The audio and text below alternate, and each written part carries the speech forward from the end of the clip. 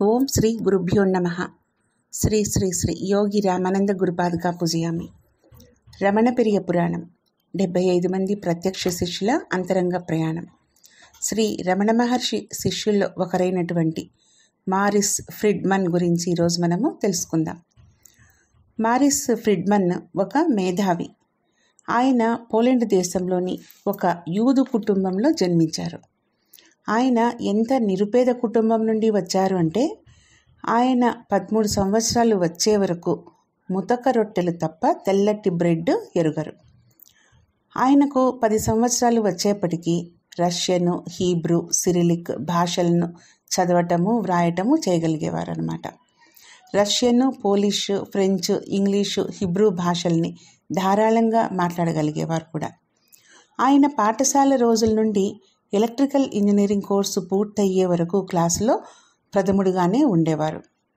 ఆయన ఎంత అద్భుతమైన మేధాశాలి అంటే ఆయనకు కేవలము 20 సంవత్సరాల వయసు వచ్చే వరకు 100 పేటెంట్లను అంటే కొత్త యంత్రాలని, పనిముట్లని వగైరాలను స్వతంత్రంగా కనుక్కొని వాటికి ప్రభుత్వం నుండి హక్కును పొందడం అన్నమాట. ఈ విధంగా ఇంజనీరింగ్కు సంబంధించిన నూతన ఆవిష్కరణలకు గాను పొందారని.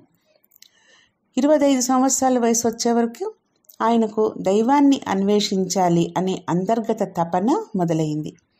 ఆ క్రమంలో ఆయన యూదు మతాన్ని వదిలి రష్యన్ సాంప్రదాయానికి మారారు. ఒక సన్యాసిగా మారి ఒక మారుమూల మఠంలో కఠినమైన నియమనిష్టలతో కూడిన జీవితాన్ని గడుపుతూ ఉండేవారు. ఆయన చాలా అరుదుగా బయటకు వెళ్ళేవారు. ఒకసారి ఆయన చాలా ఎత్తైన ఒక జలపాతపు పై భాగానికి చేరుకున్నారు. అప్పుడు ఆయనకి, నీకు నిజంగా యేసుక్రీస్తు పట్ల నిజమైన నమ్మకం ఉంటే, నీవు నిజంగా చర్చిని ప్రేమిస్తున్నట్లయితే ఈ జలపాతంలోకి దూకు అనే ప్రేరణ సైతాన్ నుండి కలిగింది. ఆయన వెంటనే ఆ సన్యాసి దుస్తులతోనే దూకేశారు. అరుణాచలేశ్వరుడు ఆయనకు ఏమైనా జరగనిస్తారా? ఆయన దుస్తులు అక్కడ ఉండే కొన్ని పొదల్లో చిక్కుకొని పోయి ఆయన కాపాడబడ్డారు. సత్యాన్ని తెలుసుకోవాలని నిజాయితీతో కూడిన జిజ్ఞాస, ఆర్తి ఉంటే ఆ సత్యమే మనల్ని నడిపిస్తుంది అనడానికి ఇదే రుజువు. ఆయన ఆచరిస్తున్న సాంప్రదాయపు సిద్ధాంతాలేవి కూడా ఆయనను సత్యం వద్దకు తీసుకొని వెళ్ళలేకపోయాయి. అందుకని ఆయన అన్ని కట్టుబాట్ల నుండి స్వేచ్ఛను పొందదలిచారు. ఆ అన్వేషణ ఆయన్ని థియోసోఫికల్ సొసైటీకి అనీబిసెంట్ వద్దకు చేర్చింది. జిడ్డు కృష్ణమూర్తితోటి సమావేశము ఆయన్ను ఎంతగానో ప్రభావితం చేసింది. ఈ సమావేశాలన్నీ కూడా 1926 సంవత్సరంలో జరిగాయి. కృష్ణమూర్తి సత్యం ఏ మార్గము లేని ప్రదేశం, దాన్ని చేరుకోవాలంటే ఏ బాహ్య విషయంపైన ఆధారపడకుండా స్వతంత్రంగా సాగాలి అని చెప్పేవారు. ఆ దృక్పథము ఆయనకు నచ్చి కృష్ణమూర్తి గారితో ఆ విషయంపై సుదీర్ఘంగా చర్చలు జరిపారు. మారిస్ ఎప్పుడు మాట్లాడదలుచుకున్నా కృష్ణమూర్తి గారు అవకాశం ఇచ్చేవారని తెలుస్తోంది. మారిస్కి దైవాన్ని దర్శించాలని, సత్యాన్ని తెలుసుకోవాలని ప్రగాఢమైన వాంఛ ఉన్నప్పటికీ ఆయన ఎలక్ట్రికల్ ఇండస్ట్రీలోనే 1928 నుండి 34 వరకు ఉద్యోగాన్ని చేసేవారు. ఆయన ఫ్రాన్స్ దేశంలోని ఒక ప్రఖ్యాతి చెందిన విద్యుత్ పరికరాలను తయారు చేసే యంత్రాగారానికి జనరల్ మేనేజర్గా ఉన్నారు. కానీ సత్యాన్ని తెలుసుకోవాలనే ఆశయము, తపన ఆయన్ని వీడనే లేదు. అందుకని ఆయన ఉపనిషత్తులు, భగవద్గీత మొదలైన వేదాంత గ్రంథాల యొక్క ఫ్రెంచి భాషలోని, జర్మన్ భాషలోని అనువాదాలను చదవటం మొదలుపెట్టారు. ఆయన ఆధ్యాత్మిక జీవితానికి 1935 సంవత్సరము ఒక మలుపుగా మారింది. అప్పుడు ఆయన పాల్ బ్రంటన్ వ్రాసిన పుస్తకాలను చదవటం మొదలుపెట్టారు.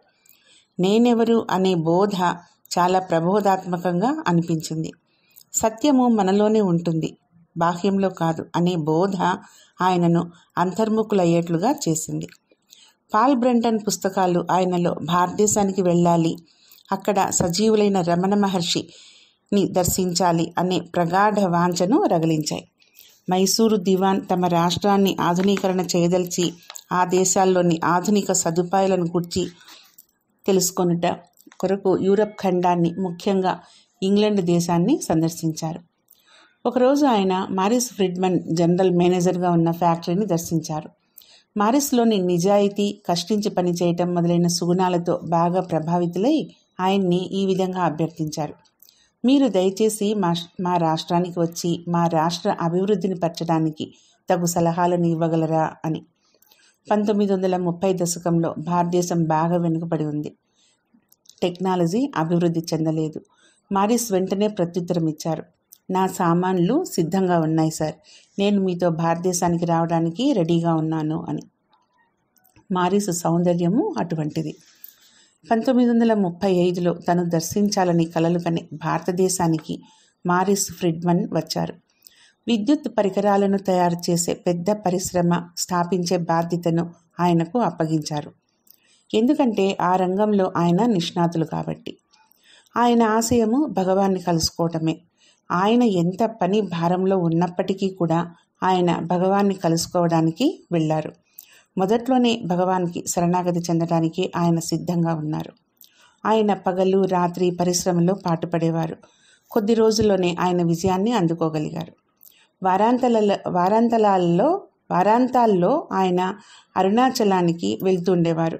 అక్కడి జనులు ఇదిగో మన మారిస్ వస్తున్నారు అని అనుకుంటూ ఉండేవారు. ఆయన అక్కడ గడిపే కొద్ది సమయంలో తన స్నేహితులతో సంభాషిస్తూ తరచుగా భగవాన్ని ప్రశ్నిస్తూ గడిపేవారు. భగవాన్ కూడా ఓర్పుగా ఉండేవారు. భగవాన్ సహజంగా అప్రయత్నంగా ప్రతిబింబించే అద్దంలాగా ఉండేవారు. ఎవరైనా పూర్తిగా ఆధ్యాత్మికతలో మునిగిపోయినప్పుడు అందుకు బదులుగా ఆయన తనను తానే వారికి ఇచ్చేసేవారు. రమణాశ్రమంలో ఉండేవారు. మారిస్ ఇక్కడికి రావడానికి మీకు బోలెడు డబ్బు ఖర్చు అవుతుంది కదా, వారానికి ఒకసారి వచ్చే బదులు నెలకోసారో 2 నెలలకోసారో రావచ్చు కదా అనేవారు.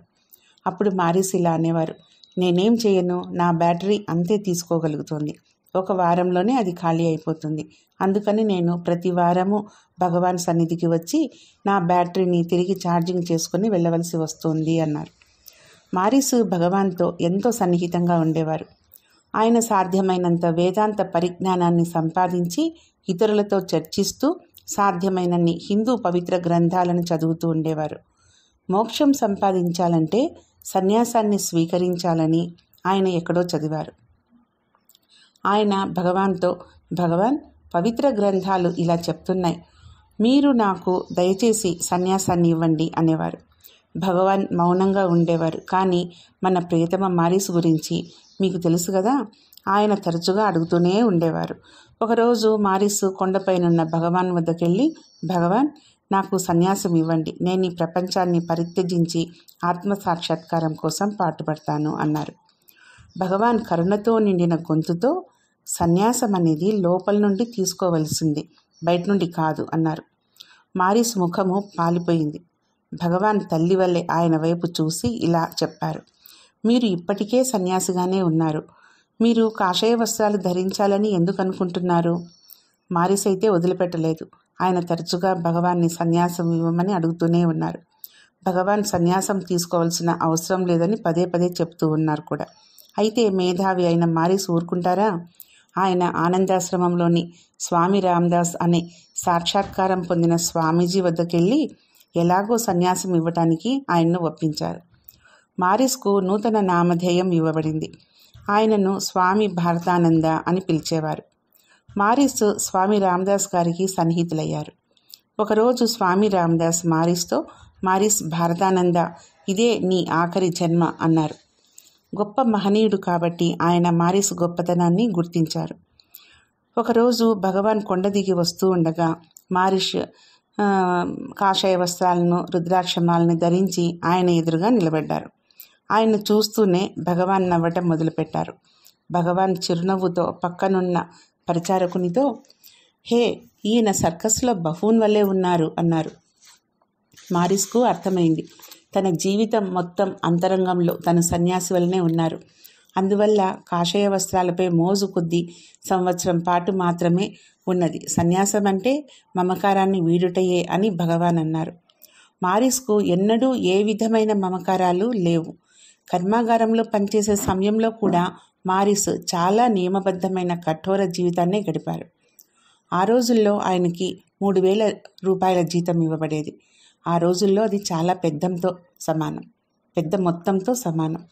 మారిస్ ఆ డబ్బును తీసుకోకుండా కార్మికుల నిధికి ఆ ధనాన్ని ఇవ్వండి అని చెప్తారు.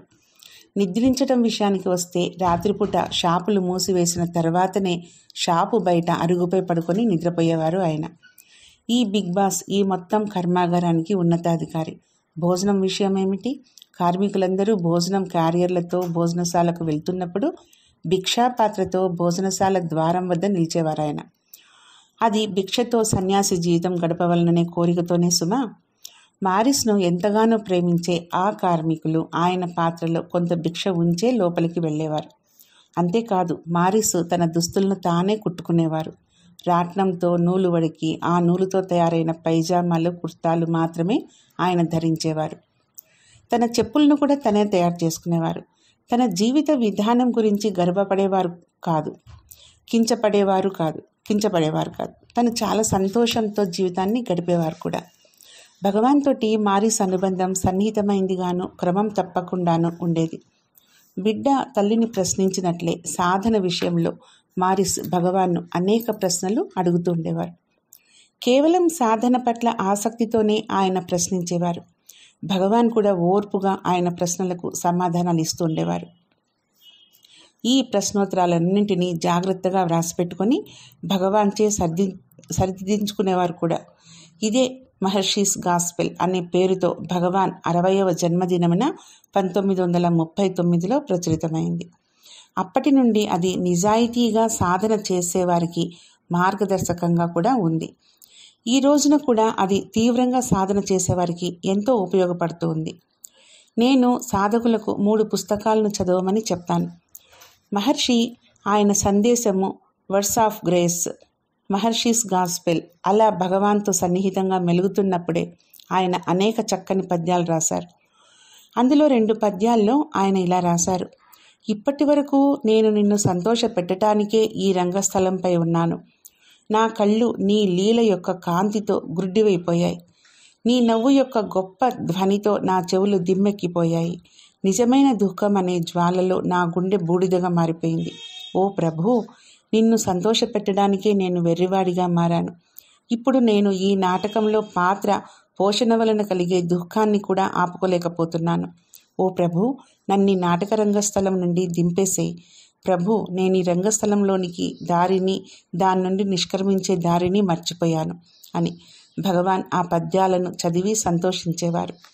ఈ కథనము అచ్చు కొన్ని వందల సంవత్సరాల క్రితం నివసించిన అప్పయ్య దీక్షితార్ అనే ముని రాసిన దానివలే ఉందని భగవాన్ అన్నారు. అప్పయ్య దీక్షితారు పద్యాలు సంస్కృతంలో తాటి ఆకులపై వ్రాయబడ్డాయి. వాటి గురించి చాలామందికి తెలియదు కూడా. ఆయన పద్యాల్లో ఒక రాజనర్తకి రాజుగారి ఎదుట నృత్య ప్రదర్శన ఇస్తున్న సన్నివేశము వర్ణించబడింది. రాజుగారు తృప్తి చెంది ఆపు అని చెప్పే వరకు ఆమె నృత్యం చేస్తూ ఉండవలసిందే. ఆ నర్తకి అవయవాలు అలసిపోయి నొప్పి పెడుతున్నా సరే తనకు తానుగా నృత్యాన్ని ఆపే ప్రసక్తే లేదు. ఆమె ఇలా దుఃఖిస్తుంది: ఓ ప్రభు, నేను అనుభవించిన ఎన్నో జనన మరణాల వలన అలసిపోయాను. నీ కృపా వీక్షణము ఒక్కటి చాలు. ఈ జనన మరణాలనే నాట్యాన్ని ముగించి నాకు విముక్తి కలిగించటానికి. భగవాన్ ఒక్క నిమిషము ఆగి అన్నారు. మారిస్ ఫ్రిడ్మన్ ఇక్కడకు చెందినవారే. ఎందుకో ఆయన విదేశాల్లో జన్మించారు, తిరిగి ఇక్కడికే చేరుకున్నారు. అలా కాకుంటే అప్పయ్య దీక్షితార్ రాసిన పద్యాల వంటివే ఆయన ఎలా వ్రాయగలిగారు? భగవాన్ను మారిస్ను రంగస్థలం నుండి దిగి రమ్మని పిలవకుండా ఆయన నాటకాన్ని కొనసాగనిచ్చారు. మారిస్ ఒక కర్మయోగి. ఆయన చేయవలసిన సత్కార్యాలు చాలా ఉన్నాయి. అందుకనే ఆయన ప్రపంచం అనే నాటక రంగస్థలంపై తన పాత్ర పోషణను ఇంకా కొనసాగించవలసి వచ్చింది. అందుకని మారిస్ కాలమాన పరిస్థితులతో పాటు సాగిపోతూ ఆ కర్మాగారంలో తీరికలేని పనిలో కొనసాగారు. అపావంత్ అనే అవధ్ దేశపు యువరాజు ఇంగ్లండులో చదువు ముగించుకొని వచ్చిన పిదప రాజ్యపాలనా దక్షతలో శిక్షణ పొందుట కొరకై మైసూరు మహారాజా వారి వద్దకు పంపించబడ్డారు. ఆయన శిక్షణలో భాగంగా మారిస్ మేనేజింగ్ డైరెక్టర్గా ఉన్న ఫ్యాక్టరీ సందర్శించవలసి వచ్చింది. ఆపాపంత్ నిదానంగా కుదురుగా ఉండే వ్యక్తి. ఆయన మారిస్ యొక్క మేధస్సును, అంకిత భావాన్ని చూసి ఆయన పట్ల ఆకర్షితులయ్యారు. అదేవిధంగా మారిస్ కూడా ఆపాపంతుని చూసి ఇష్టపడి ఆయన ఆధ్యాత్మికతను గురించి చెప్పసాగారు. గ్రామాలను అభివృద్ధి చేయవలసిన అవసరాన్ని గురించి సైన్సును, టెక్నాలజీని గ్రామీణ జీవితంలోకి తీసుకెళ్లి గ్రామీణుల జీవితాలను సుఖంగా, సజావుగా సాగిపోయేట్లుగా చేయవలసిన అవసరం గురించి ఆయన ఆ యువరాజుకు చెప్పారు. అప్పుడు అపాపంత్ మారిస్ను, మీరు దయచేసి మా రాష్ట్రానికి వచ్చి 5-6 నెలల పాటు అక్కడ ఉండి ఆ విషయంలో మాకు మార్గదర్శకత్వం వహించండి అని కోరారు. ఇది జరిగిన కొన్ని రోజులకు మారిస్ అవధ్ యువరాజు అంతఃపురానికి వెళ్ళారు. నేను మీ వద్దకు వచ్చేసాను. నేను బెంగళూరులోని నా ఉద్యోగానికి రాజీనామా ఇచ్చేశాను. నేను అవధ్ రాష్ట్రంలోని గ్రామాలకు సేవ చేయదలిచాను అన్నారు. ఆ యువరాజు ఒక్కసారిగా నివ్వెరపోయారు. ఏం మాట్లాడాలో తెలియక ఇబ్బంది పడ్డారు. చివరకు, ఈ రాష్ట్రానికి మీ వంటి పెద్ద ఇంజనీరుకు తగిన జీతం ఇచ్చే స్తోమత లేదు అన్నారు. మారిస్ తన సహజ ధోరణిలో ఇలా అన్నారు. నేను ఆ గదిలో నేలపై పడుకొని నిద్రించగలను. పని చేయటానికి మామూలు మేజా బల్ల చాలు. నడవటానికి నాకు కాళ్ళున్నాయి. నాతో పాటు మిమ్మల్ని కూడా నడిపించి తీసుకెళ్తాను. మనిద్దరం కలిసి అవధ్ రాష్ట్రంలోని గ్రామాల అభివృద్ధి కొరకు కృషి చేస్తాం. ప్రస్తుతం నాకు ఆకలిగా ఉంది, కొంచెం భోజనం పెట్టండి అని అడిగాడు. మారిస్ టెలిగ్రామ్ వల్లే చాలా క్లుప్తంగా, చాలా స్పష్టంగా మాట్లాడేవారు. తానెక్కడ ఉన్నప్పటికీ ఉత్తర ప్రత్యుత్తరాల ద్వారా భగవాన్తో సంబంధం కలిగే ఉండారు మారిస్. దాన్ని బట్టి అంతరంగంలో ఆయన ఎల్లప్పుడూ భగవాన్ సన్నిధిలో ఉండేవారని మనకు అర్థమవుతుంది. భగవాన్కు రాసిన లేఖల్లో ఒకదానిలో మహర్షి గురించి, నేను ఆలోచించినప్పుడే కాదు, నేను ఆయన గురించి ఆలోచించినప్పుడు కూడా మహర్షి నాతోనే ఉంటారు. లేనిచో నేనెలా జీవించగలను అని రాశారు. అపాపంత్ మారిస్ కలిసి పనిచేయడం ప్రారంభించారు. మారిస్ యొక్క ఆఫీసు గ్రామంలోని పెద్ద చెట్టు కింద ఉండేది. అంటే మీకు ఆశ్చర్యం కలుగుతుంది. ఆయన సందర్శించిన పల్లెల్లో ఆయన ఉంటూ వాటి అభివృద్ధికై ఎంతో శ్రమించేవారు. గ్రామాలను అభివృద్ధి చేయటానికి, శక్తివంతం చేయటానికి, వాటికి స్వతంత్ర పరిపాలనాధికారం ఉండాలని గాంధీ అనుకునేవారని మారిస్ విని ఉన్నారు. మహాత్మా గాంధీని కలుసుకొని ఆ విషయాల్లో మరిన్ని వివరాలను తెలుసుకోవడానికై ఆయన గాంధీ ఆశ్రమానికి వెళ్ళారు. మహాత్మా గాంధీ వెంటనే మారిస్తో మాట్లాడారు. గాంధీ మారిస్ను భారతానంద అని మాత్రమే పిలిచేవారు. ఆయన సేవాశ్రమంలోని వారంతా కూడా అలానే పిలిచేవారు. మహాత్మా గాంధీ మారిస్ కేవలం కష్టించి పనిచేసే వ్యక్తి మాత్రమే కాదు, నూతన ఆవిష్కరణలు చేయగల మేధావి కూడా అని తెలుసుకున్నారు. మారిస్ భారతీయ రాట్నంను వాడుతున్నారని విని, ఇంకా ఎక్కువ శక్తివంతంగా పనిచేసే రాట్నాన్ని మీరెందుకు తయారు చేయకూడదు అని ప్రశ్నించారు. మారిస్ వెంటనే ఒక కొత్త తరహా చరఖాను తయారు చేశారు. ధనుష్ తక్లి అని పిలువబడే ఈ కొత్త చరఖా విశేషమేంటంటే, మామూలు రాట్నం ఉపయోగించడానికి అయ్యే శక్తితో దానికి 3 రెట్లు నూలును తయారు చేయవచ్చు. దాంతో మహాత్మా గాంధీ మిక్కిలి సంతోషించారని వేరుగా చెప్పనవసరం లేదు. మారిస్ భగవాన్తో కానీ, మహాత్మా గాంధీతో కానీ, జిడ్డు కృష్ణమూర్తితో కానీ, మరెవరితోనైనా సరే ఉన్నప్పుడు ఆయన పాటించే పద్ధతి ఒకే విధంగా ఉండేది. మొదట వారిని ప్రశ్నించి విషయాలను తెలుసుకోవటం, పరిశోధించటం, ప్రతి విషయంలోనూ నిజాన్ని నిగ్గు తేల్చుకొని అప్పుడు అంగీకరించి అనుసరించటం లేదా ఆచరణలో పెట్టడం. ఆయన స్వభావము అటువంటిదన్నమాట. ఇదే పద్ధతిని ఆయన 75 గ్రామాలను సంస్కరించడానికి అవలంబించారు. చదువురాని నిరుపేద గ్రామీణులను ఆయన ఎంతో ప్రేమించి వారి పట్ల ఎంతో కరుణతో ఉండేవారు. ఆ గ్రామీణులు ఈయన సన్నిధిలో ఉంటే పవిత్రులమైపోతాము అనుకునేవారు. వాళ్ళు ఆయన్ను స్వామి అనే పిలిచేవారు. మారిస్ గ్రామాల్లో తాను చేపట్టిన కార్యక్రమాల్లో విజయం సాధించారు. మారిస్ జీవన విధానం గురించి భారతదేశం యావత్తూ తెలిసిపోయింది. అప్పటికి మహాత్మా గాంధీ, భగవాన్ కూడా శరీరాలను వదిలేశారు. ఇది మారిస్కు ఆశనిపాతంలా తగిలినప్పటికీ ఈ జీవితం అనే నాటకాన్ని కొనసాగించవలసిందే కనుక తాము ప్రారంభించిన పనులకే అంకితమైపోయారు. మారిస్ వారణాసికి అక్కడ గల జిడ్డు కృష్ణమూర్తి సంస్థలో ఉండటానికి వెళ్ళారు. ఆ చుట్టుపక్కన ఉన్నటువంటి గ్రామాల్లో సంస్కరణ కార్యక్రమాలను అమలు చేశారు. కృష్ణమూర్తి అనుయాయులు బౌద్ధ మతాన్ని ఎంతగానో ఇష్టపడేవారు. ఎందుకంటే బుద్ధుని బోధలు, కృష్ణమూర్తి బోధలు చాలా విషయాల్లో పోలి ఉంటాయి కాబట్టి. అచ్యుత్ పట్వర్ధన్ వంటి కృష్ణమూర్తి దీర్ఘకాలిక అనుయాయులు మారిస్తో బాగా సన్నిహితంగా ఉండసాగారు. అప్పుడు చైనాలోని కమ్యూనిస్టులు అధికారాన్ని చేజిక్కించుకోవాలనే ఉద్దేశంతో ఉండటంతో టిబెట్ సంక్షోభం మొదలైంది. ఈ సంక్షోభం సంగతి వినగానే మారిస్ కార్యాచరణకు సిద్ధమయ్యారు. అప్పటికి ఆపాపంత్ సిక్కింకు కొత్తగా గవర్నర్ అయ్యారు. ఏమాత్రం కాలం వృధా చేయకుండా మారిస్ సిక్కింకు వెళ్ళి ఆపాపంత్ను కలిశారు. మారిస్ ఎంతో ఉద్వేగంతో ఆపాపంత్తో ఇలా అన్నారు: ఇప్పుడు మీరు నాకు చాలా ఉపయోగపడబోతున్నారు. మనం నిర్వహించవలసిన ఒక గొప్ప కార్యం ఇక్కడ ఉంది. ఎందుకంటే దలైలామా గారిని, ప్రాచీన బౌద్ధ మాత వ్రాతప్రతులను, వేలాది మంది టిబెట్ విదేశీయులను మనం కాపాడాలి. వెంటనే మారిస్ ఆపాపంత్ను వెంటబెట్టుకొని అప్పటి ప్రధాని జవహర్లాల్ నెహ్రూను కలవటానికి ఢిల్లీకి వెళ్లారు. మారిస్ చాలా చురుకైన వ్యక్తి కాబట్టి ఆ రక్షణ కార్యక్రమాన్ని గురించి పకడ్బందీగా ఉండే ప్లాన్ తయారు చేశారు. దలైలామాను రక్షించడానికి తాము ఏ విధంగా పథకం రచించారో అచ్యుత్ పట్వర్ధన్, మారిస్ ఇద్దరూ నాతో చెప్పారు. టిబెట్ నుండి దలైలామాను తప్పించి సురక్షితంగా భారతదేశం చేర్చడానికి మారిస్ చేత రచించబడిన ఈ పథకాన్ని నెహ్రూ అమలుపరిచారు.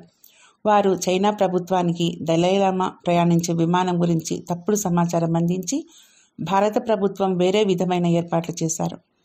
దలైలామా టిబెట్ నుండి తప్పించుకొని భారతదేశానికి చేరుకున్నప్పుడు వందలాది టిబెట్ దేశీయులు కూడా భారతదేశం చేరుకున్నారు. దలైలామా అనేక ప్రాచీన బౌద్ధ మత వ్రాతప్రతులను తనతో పాటు తీసుకుని వచ్చారు. అలా వేలాది వెలకట్టలేనటువంటి ప్రాచీన బౌద్ధమత వ్రాతప్రతులు కమ్యూనిస్టు చైనా చేతుల్లో ధ్వంసం కాకుండా కాపాడబడ్డాయి. దలైలామా భారతదేశంలో అడుగు పెట్టగానే అచ్యుత్ పట్వర్ధన్ ఆయన్ను కలిసి తమ పథకం వివరాలను ఆయనకు తెలిపే విధంగా మారిస్ పథకం రచించారు.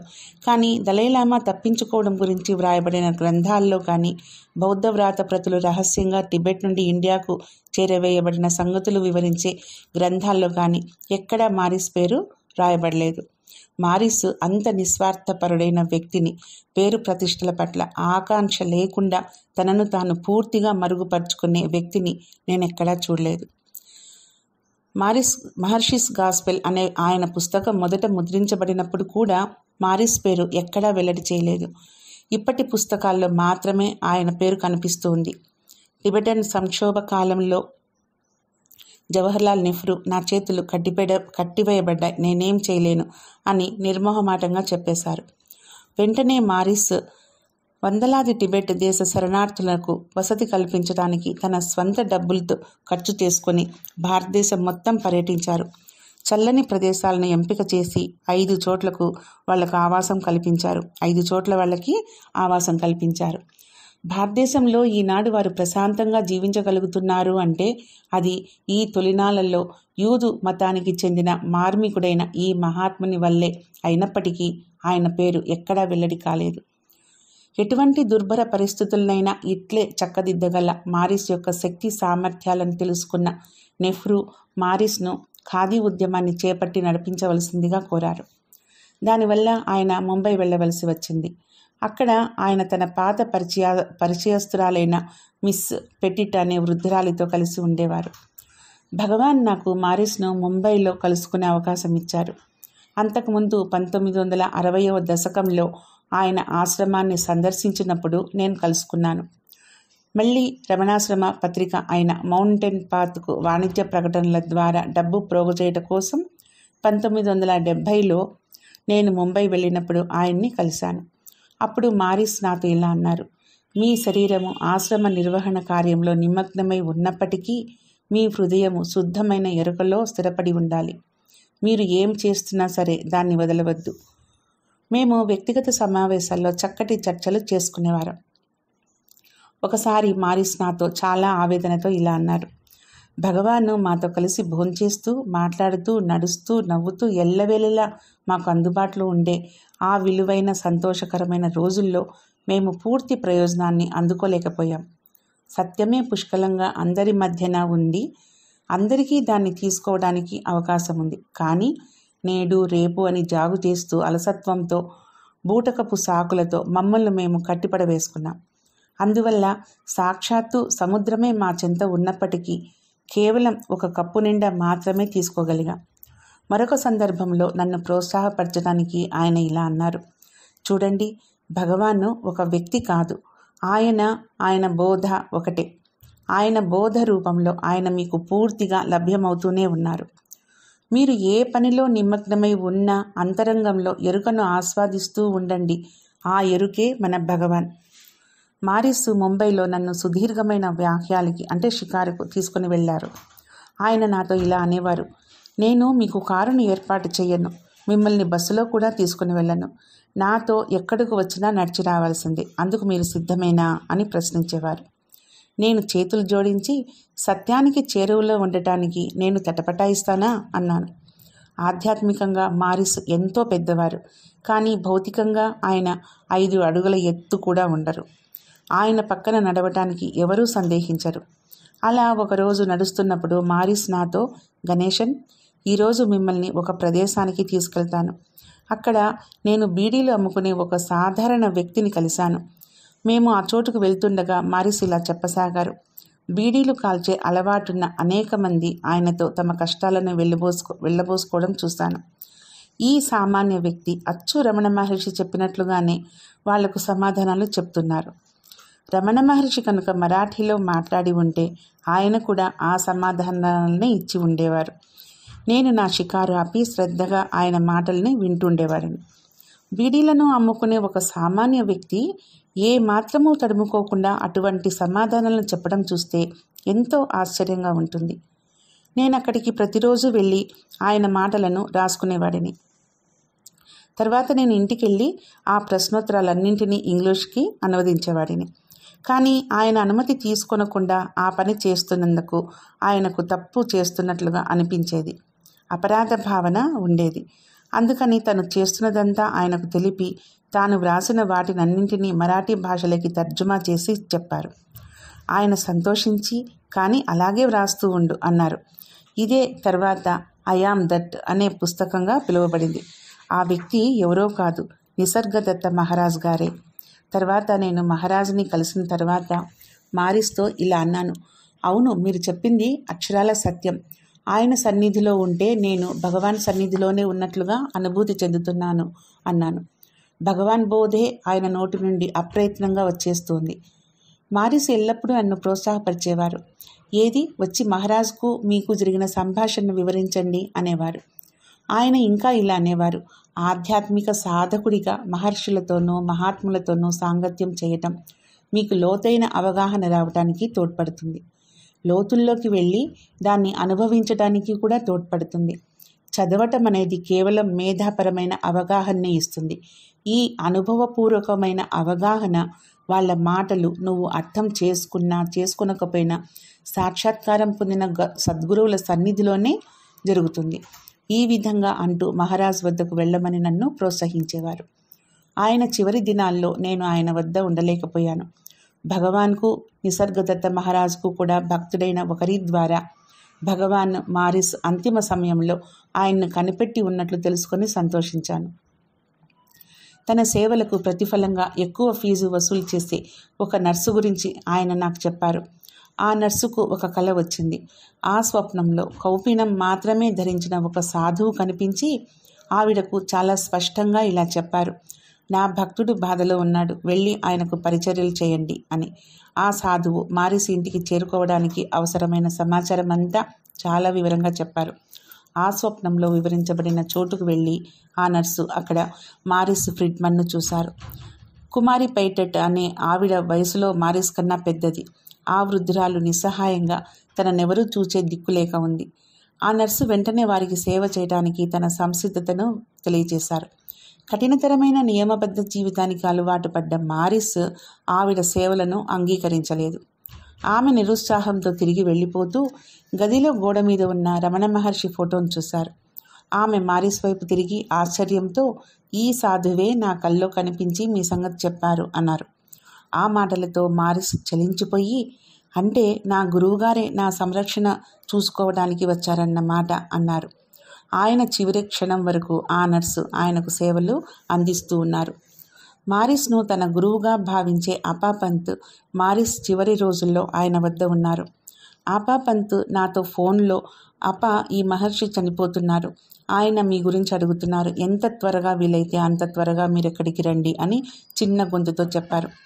నేను అక్కడికి వెళ్ళేసరికి మిస్ పిటైట్, డాక్టరు, నర్సు మారిస్ మందు వేసుకోవడానికి, ఆహారం తీసుకోవడానికి అంగీకరించడం లేదని నాకు ఫిర్యాదు చేశారు.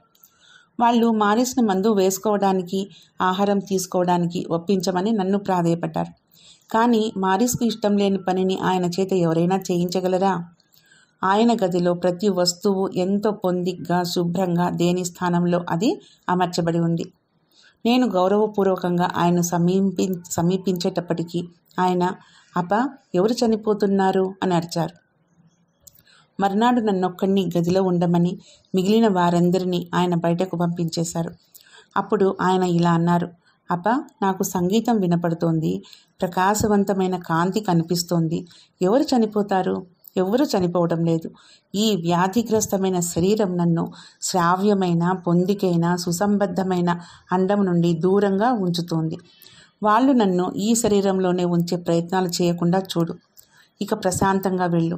మర్నాడు మేమందరము ఆయన మంచం వద్దనే ఉన్నాం. ఆయన 3 సార్లు శ్వాస తీసుకొని హరి ఓం, హరి ఓం, హరి ఓం అంటూ ప్రాణాన్ని విడిచేశారు. ఆయన వెళ్ళిపోయారు. నిసర్గదత్త మహారాజ్ కూడా ఆయన మంచం పక్కనే ఉన్నారు. మహారాజ్, మారిస్ ఎక్కడికి వెళ్తున్నారు?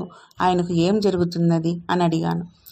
మహారాజ్ ఇలా బదిలిచ్చారు, ఏమీ జరగట్లేదు, ఎవరూ చనిపోవట్లేదు, ఎందుకంటే ఎవరూ జన్మించలేదు కాబట్టి. అప్పుడు నేను ఆయన్ని అడిగాను, అలాగైతే ఈ దుఃఖం ఎందుకు, ఈ శూన్యము, ఈ పోగొట్టుకున్న బాధ ఎందుకు అని. మహారాజ్ కరుణతో నా వైపు చూసి, దుఃఖపడుతున్నది ఎవరు అని ప్రశ్నించారు. నేను మౌనంగా ఉండిపోయాను. కొద్ది గంటల్లోనే నిసర్గదత్త మహారాజ్ గారి సన్నిధిలోనే మారిస్ ఫ్రిడ్మన్ అని మనచే పిలువబడే వారి పార్థివ దేహం అగ్నికి ఆహుతయింది. ఆ అవశేషాలు వాటి స్వస్థలానికి చేరుకున్నాయి. గొప్ప భక్తుడైన మారిస్ ఫ్రిడ్మన్ తన మూలమైన అరుణాచలానికి చేరుకున్నారు. ఒకసారి నిసర్గదత్త మహారాజ్ గారు ఉండమంటే నేను వారి ఇంట్లో ఉన్నాను. నేనక్కడ 8 రోజుల పాటు ఉన్నాను. ఉదయం 8 గంటల నుండి 10 గంటల వరకు ఆయన పూజ చేసేంతవరకు నన్ను ఆయన పక్కనే కూర్చోమనేవారు.